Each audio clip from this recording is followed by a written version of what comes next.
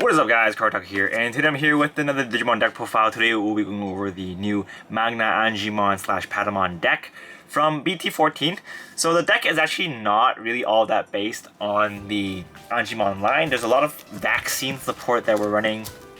So we're going to go over all the list today. So let's go over the rookies first, because this is actually where the majority of the plays comes from the deck. The options and the rookies. So let's start off with the Patamons.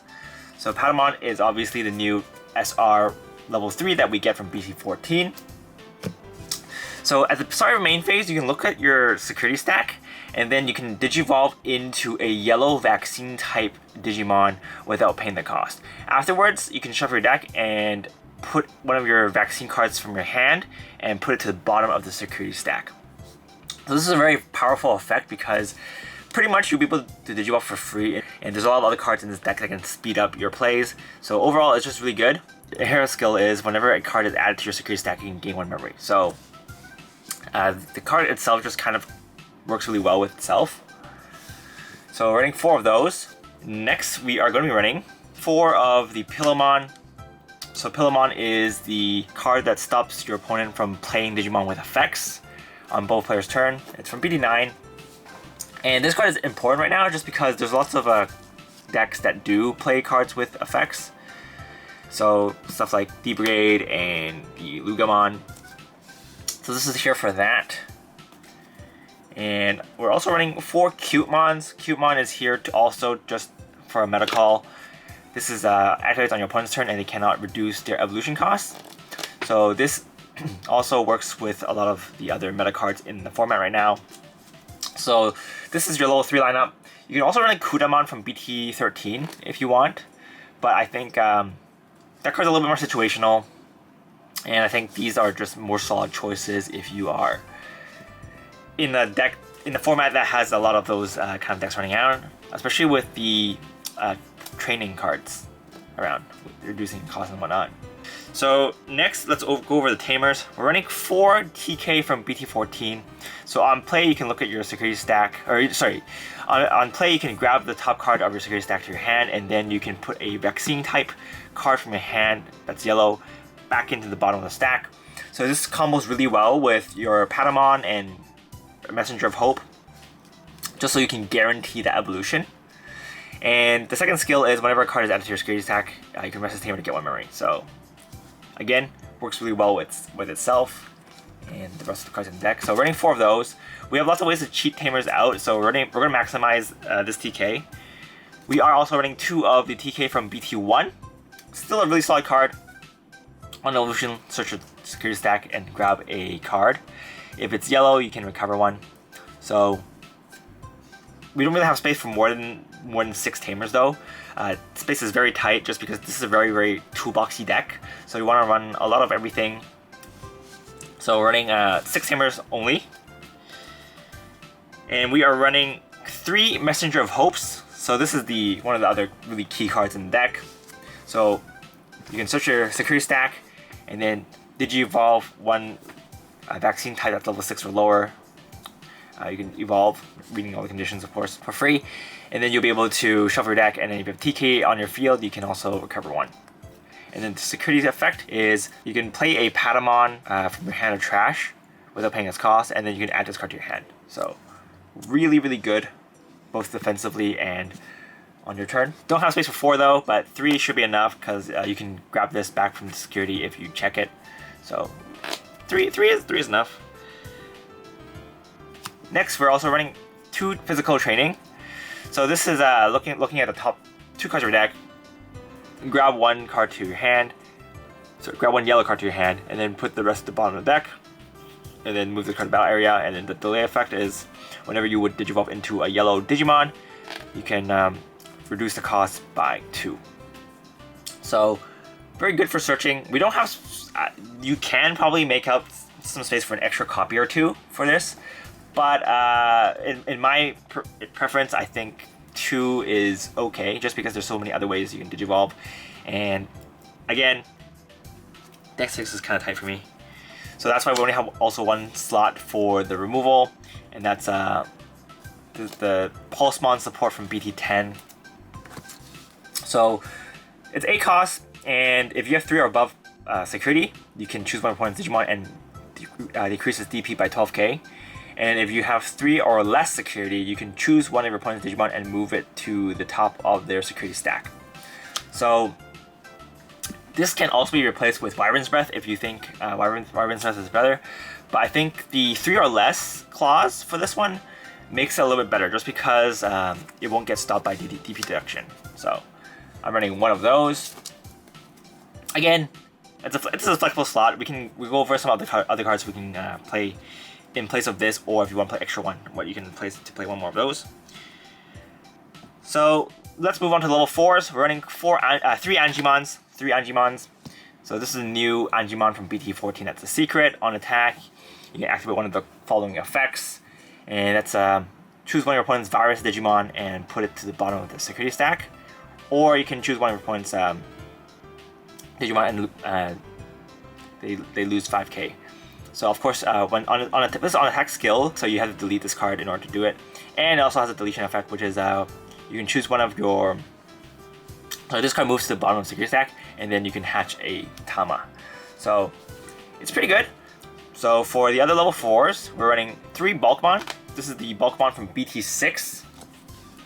So what this Bulkmon does is, if you have 3 or above security, then you can get 1 security check. So it's 5k, which makes it a little bit squishy. But since we are running 4 of the Kyadomon Tamas, you get jamming whenever a card is removed from your security stack. So pretty good.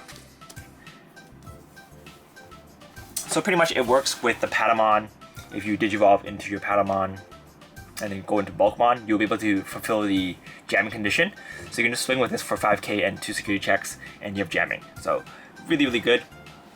And this also sets up for your next turn when you, it sets up on your opponent's turn when they would attack. You can blast evolve into the Magna Angemon. So pretty solid combo. Another option just to slow your opponent down is the Rapidmon from BT8. So Rapidmon has Armor Purge, and on evolution, for every tamer you have, you can rest one of your opponent's Digimon, and then you can choose 3 of your opponent's rested Digimon and give them minus 5k. So normally this would be pretty bad just because it's a 4 cost to evolve, since we're not running any Terriermons. But since we do have the Patamon as well as Messenger of Hope, we can Digivolve into this for free, so that makes it pretty good. Especially against decks that go wide, like D Brigade. You can just minus 5k to their stuff, and then yeah, you're good to go. Next, we're also running 2 of the Geo Greymon from BT-13. So this is here because you can potentially get a free tamer off this card. So it is pretty good. And last but not least, we're running 1 Shilfmon. So this is kind of the slot that I am kind of iffy on. This can be a floater slot. You can run everything. You can pretty much run anything. There are times when she is useful, like for final hits and stuff, but there are a few problems with her just because she is not a vaccine type, so she is not searchable. The only thing you can search with it is the training card, but yeah, this is a kind of a floater slot. If you want to run more Bulkmons or any of the other ones, you can swap this out for another level 4. Or if you want, you can swap it out for another option, and that's perfectly fine as well.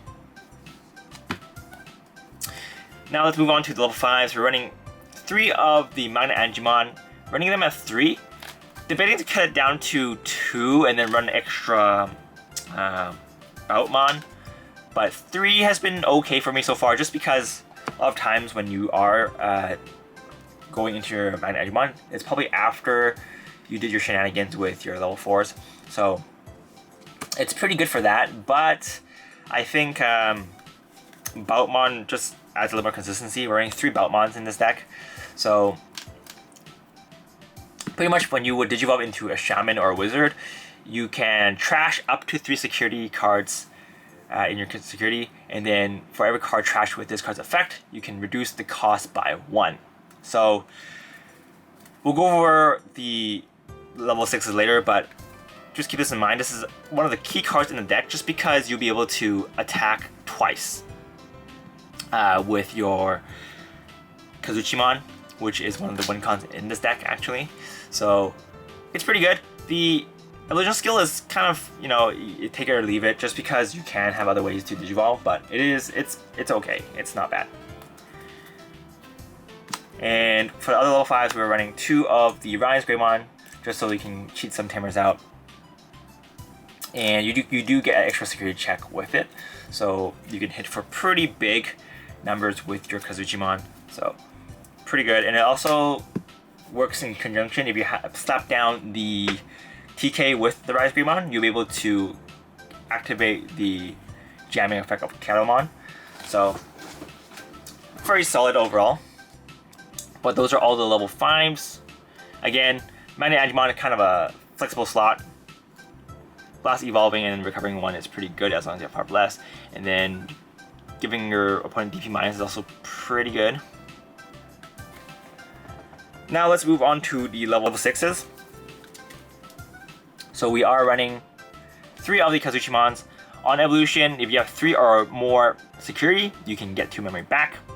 And if you have 2 or less security, recover until you have 3. So pretty good.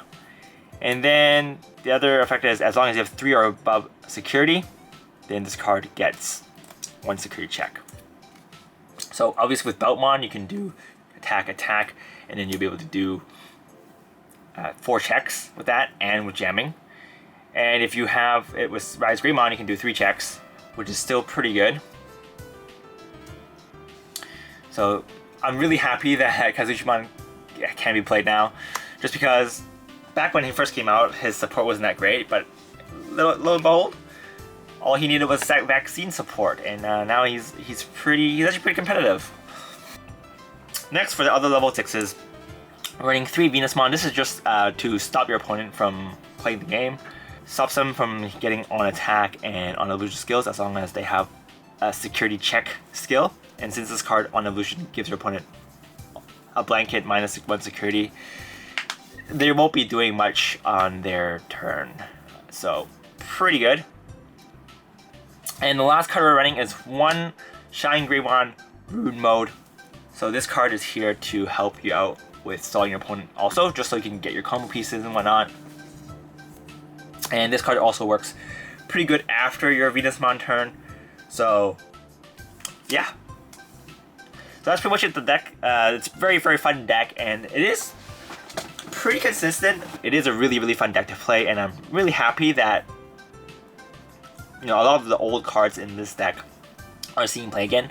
Like you can see, you know, the cute mons, these are Floodgates, obviously, so that they would be played eventually. But I'm really happy that the Shoutmon, the Pulsemon line got some bit of love, and then obviously the Rapidmon also got a bit of love. So really happy, and obviously Venusmon. Venusmon has always been pretty good, but this deck really allows her to shine just by being a vaccine type. So yeah, that's pretty much it for this deck profile, guys. Hope you guys enjoyed it. But that's if you guys have any questions, feel free to leave a comment down below. But this is Kartaku, and I'll see you guys next time. Bye!